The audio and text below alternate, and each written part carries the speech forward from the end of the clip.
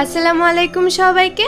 শর্মা বানানোর জন্য প্রথমে ময়দায় লবণ, তেল, টক দই, পানি এবং ইস্ট দিয়ে মেখে রাখতে হবে।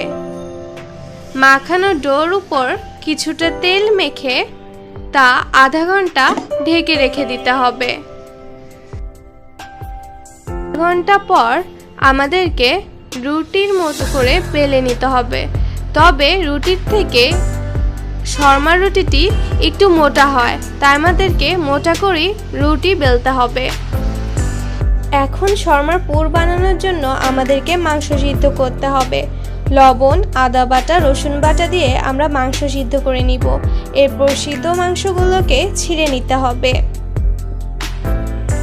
এরপর একটি কড়াইতে তেল, পেঁয়াজ, লবণ, হলুদ গুঁড়ো, আদা বাটা, রসুন বাটা,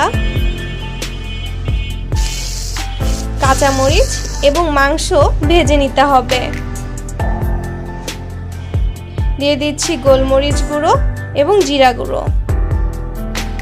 এখন আমরা শর্মার সস বানাবো। শর্মার সস বানানোর জন্য প্রথমে আমাদের প্রয়োজন টক দই।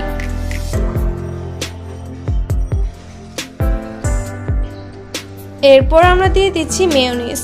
মেয়োনিজটা আমি বাসায় বানিয়েছি এবং মেয়োনিজের সাথে কিছুটা টমেটো সস অ্যাড করেছি বলেই এটার রং গোলাপি দেখাচ্ছে। এরপর অ্যাড করে দিচ্ছি টমেটো সস, এরপর দিচ্ছি গোলমরিচ গুঁড়ো, লবণ এবং কিছুটা চিনি। এরপর ভালোভাবে মাখিয়ে নিচ্ছি।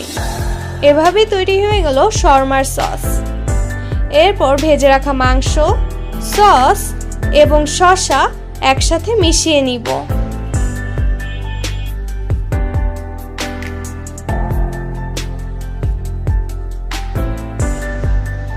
তৈরি করা এই পুর এবার রুটির মধ্যে দিয়ে রোল করে নিব। ব্যাস তৈরি হয়ে গেল শর্মা।